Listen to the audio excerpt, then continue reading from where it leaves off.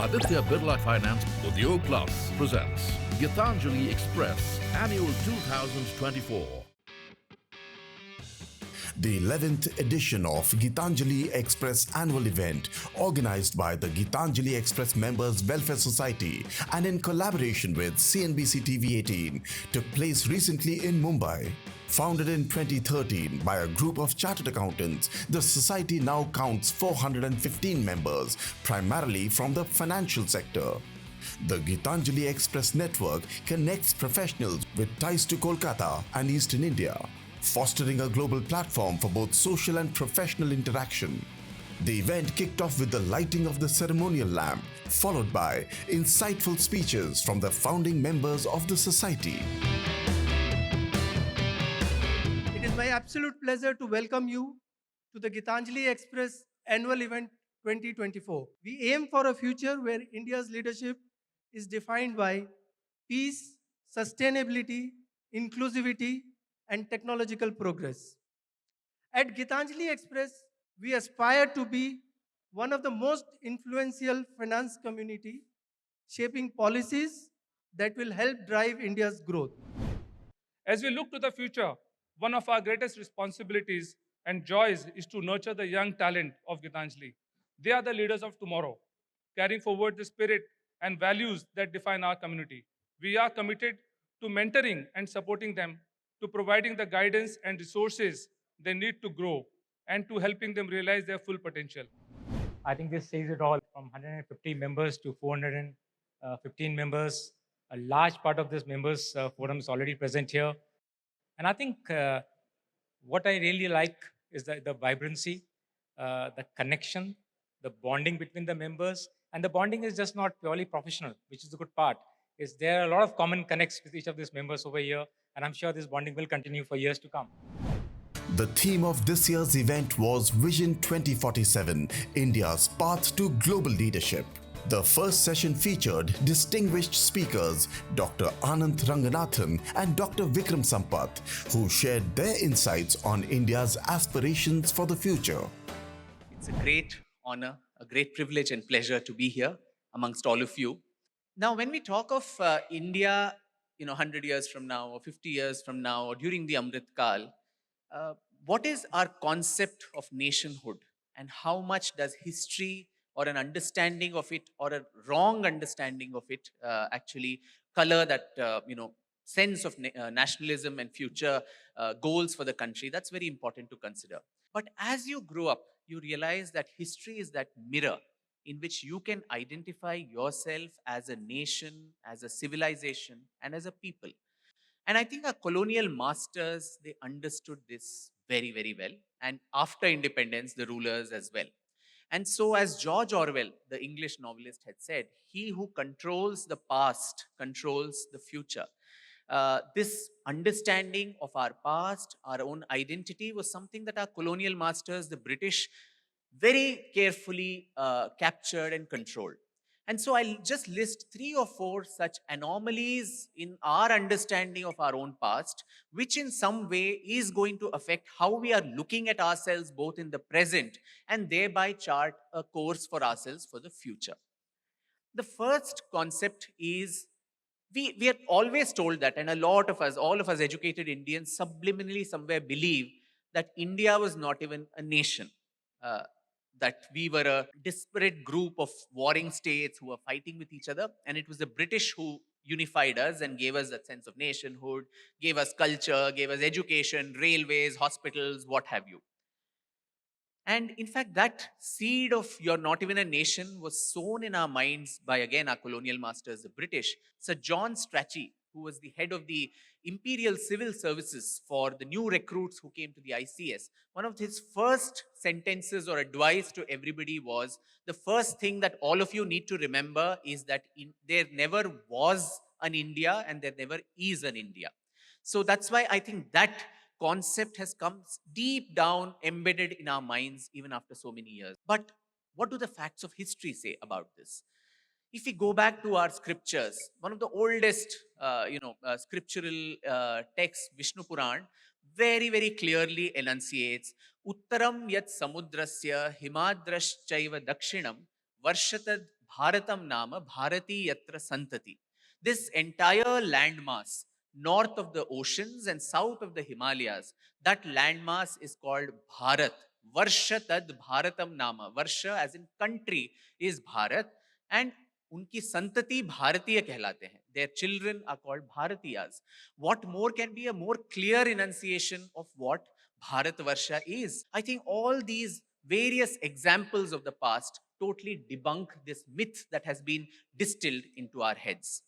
The second, myth or misconception about India that I would like to dispel in the course of my talk is that we are a nation of losers. People kept coming from outside, one after the other, and we kept capitulating in front of all of them. Now, today, if we are the only pre-Bronze Age era civilization that is still alive and kicking, there must have been some wars that we won also, some courage that our poor ancestors showed also. There must have been some heroes and heroines who glittered in warfare as well in our country. And why is it then that those names are not something that we can readily recount?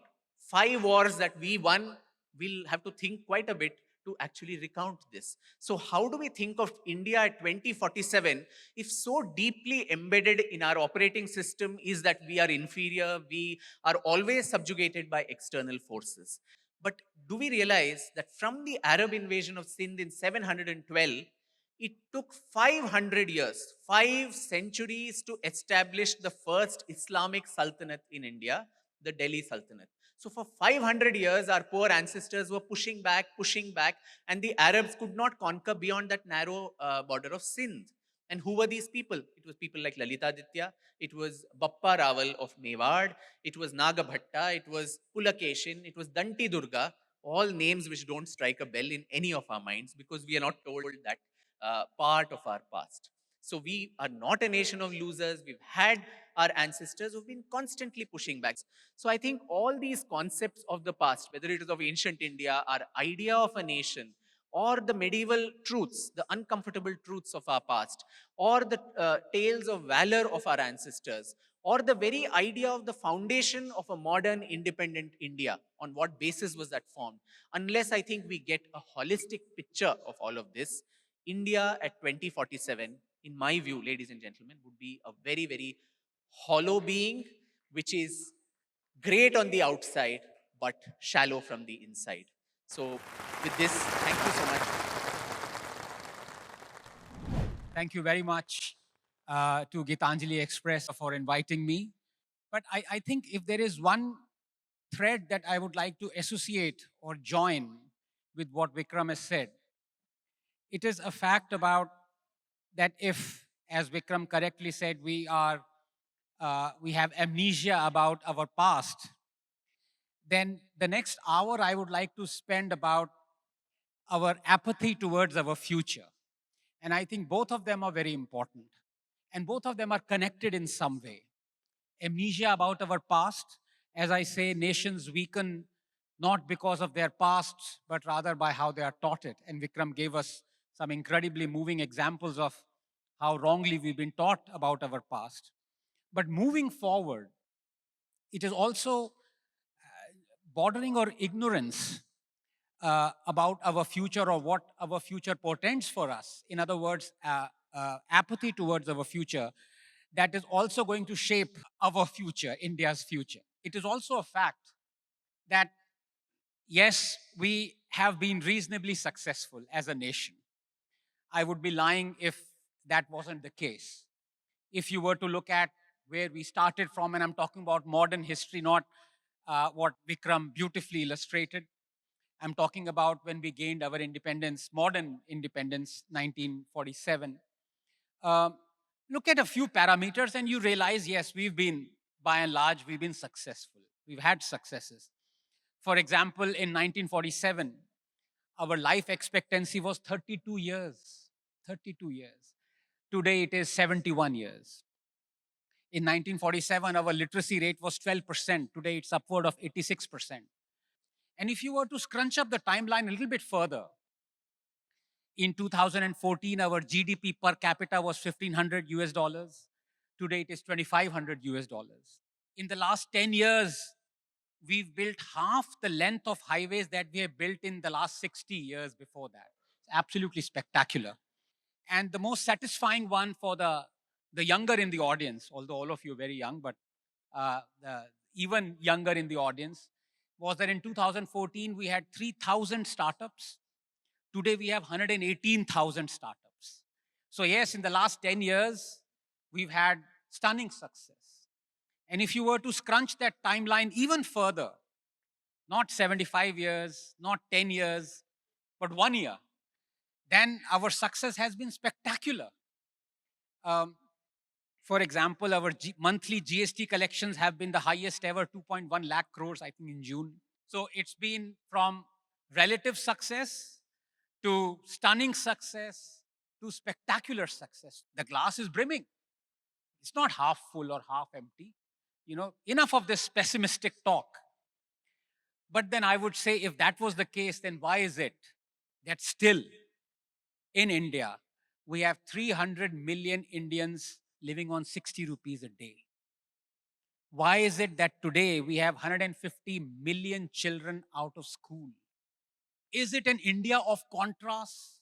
Will it always remain an India of contrast where you'll have spectacular data and balancing that out, unfortunately, data that you would want to shy away from or not look at it or ignore it, to always project our successes and hide our failures? No, we don't want to do that, because we want to usher in a new age. Amrit Kal will only come where both of them are discussed, where not one is hidden.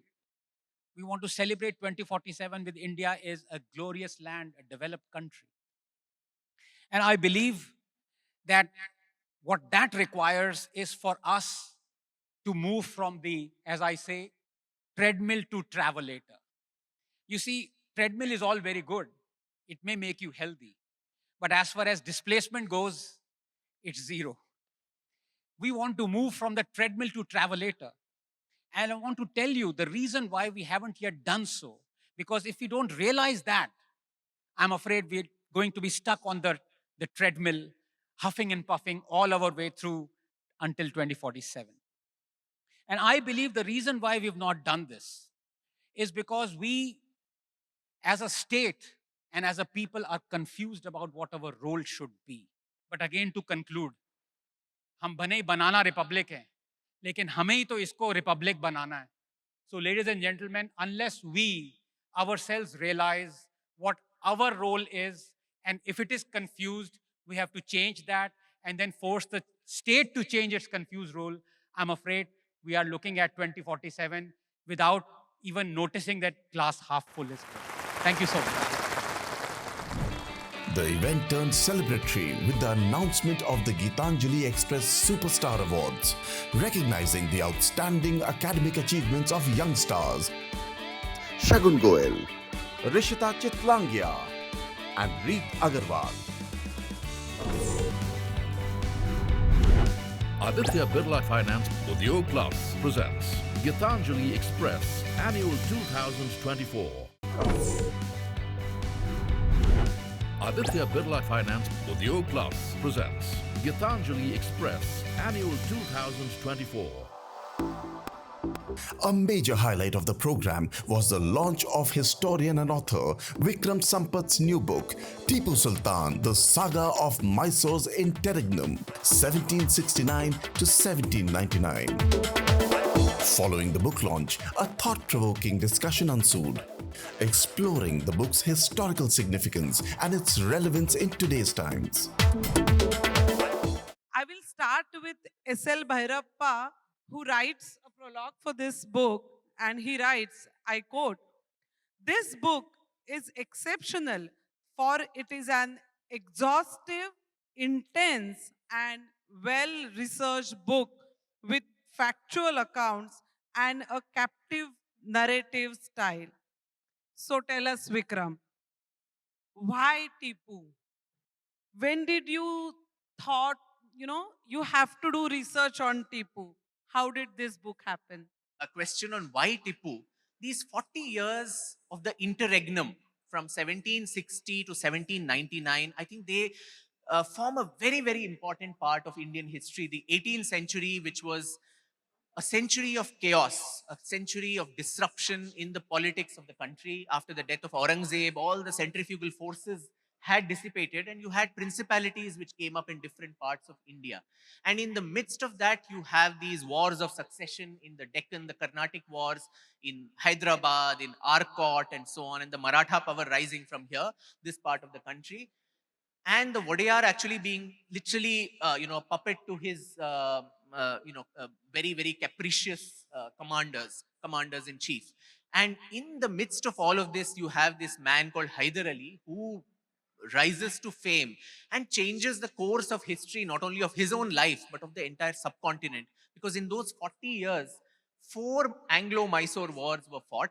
It took the British 40 years to subjugate Mysore, which was the last bastion of resistance against British imperialism. So I really wanted to zoom in into this particular era and bring to light several nuances of Tipu's character. He's a historian's enigma. He's a reader's enigma. He's everybody's enigma, because there are so many contradicting shades to his character. And that's what, through this book, I've tried to illuminate these several shades. जो लोग भुला देते हैं इतिहास को अपने, जो लोग भुला देते हैं इतिहास को अपने, उन लोगों का भूगोल भी बाकी नहीं रहता। तो अगर हमें अपनी ज्योग्राफी इंटैक्ट रखनी है, हमारा भूगोल खंडित हो चुका है, 3 टुकड़ों में हम बढ़ चुके हैं, शायद इसीलिए क्योंकि हमने अपने इतिहास की वैल्यू नहीं की, हमने अपने इतिहास की कदर नहीं की। और जो इतिहास हमने पढ़ा, माफ कीजिएगा, जो हमें क्लासरूम्स में पढ़ाया गया, जो yes sir, yes madam, good morning teacher, good afternoon teacher बोल के हमने पढ़ा, वो कितना बड़ा झूठ था। वो श्री विक्रम संपत और मेरे बगल में बैठे हुए आनंद जी कई मौकों पे इसका खुलासा कर चुके हैं। हमें हैरानी होती है इस बात की कि पूरी जिंदगी जो हम पढ़ते रहे, वो सब 360 डिग्री बदल गया वक्त के साथ। तो कोई ये नहीं कह सकता कि 2 नैरेटिव्स हैं, B form of DNA, double helical भी है, ट्रिपल हेलिकल भी है, ये कभी आपने नहीं सुना होगा। तो ऐसे ही टीपू के 2 नैरेटिव्स मैं नहीं मानता। ठीक इसी तरह मैं नहीं मानता क्योंकि हिटलर ने भी ऑटो वाहन बनाए थे, हिटलर ने भी इकोनॉमिक फ्लाइट जर्मन्स की वो करी थी, लेकिन क्या हम हिटलर को वैसे जानते हैं? Do we remember Hitler as someone who did some good for the German population? Do we remember Hitler as a water colour artist? Do we? No, we don't. जब मन करता है तो वहां एक ही नैरेटिव है जो कि करेक्ट नैरेटिव है, हिटलर वॉज अ बारबेरियन। तो फिर जो हमारे बारबेरियंस हैं उनको हमने यूलोजाइज करना कब से शुरू कर दिया? और उन्हीं लोगों ने यूलोजाइज कराया है जो कि हिटलर को बारबेरियन मानते हैं। सिर्फ उन्हीं लोगों ने इंडिया में यूलोजाइज कराया औरंगजेब और टीपू को, जो कि बाहर कहते हैं कि किंग लियोपोल्ड जो था वो बारबेरियन था, जो किंग था बेल्जियम का, उसने कॉन्गो में इतनी एट्रोसिटीज करी। वो जो उसने बेल्जियंस के लिए अच्छा किया वो नहीं मानते। वही जो यहाँ पे कहते हैं कि राम जन्मभूमि को राम टेम्पल बनाना गलत है, वो वहां कहते हैं कि किंग लियोपोल्ड का, सिसिल रोड्स का, पिज़ारो के स्टैचूज इलीगली हटाओ, लेकिन यहाँ पे वो कहते हैं ये। So it is cushioning of the crimes of barbarians. Manoj Muntashir, who was the guest of honor for the event, gave a speech about the role played by chartered accountants in nation building. मैं आनंद रंगनाथन जी को सुनना चाह रहा था, और ये देखिए जब कुछ बड़े लोग स्टेज पे होना तो हमेशा फायदे की जगह नुकसान की फीलिंग आती है कि यार इतना कुछ और सुन सकते थे लेकिन वक्त खत्म हो गया, बात नहीं हो पाई। बहरहाल मैं ये कंक्लूड करने के लिए सिर्फ एक बात कहूंगा कि देश से गुलामी जा चुकी है, लेकिन हमारे दिल से और हमारे दिमाग से भी गुलामी जानी जरूरी है। जब तक राधा और कृष्ण के इस देश में आप ताजमहल को मोहब्बत की निशानी मानते रहेंगे, तब तक आप गुलामी हैं और कोई इस गुलामी का सच बदल नहीं सकता।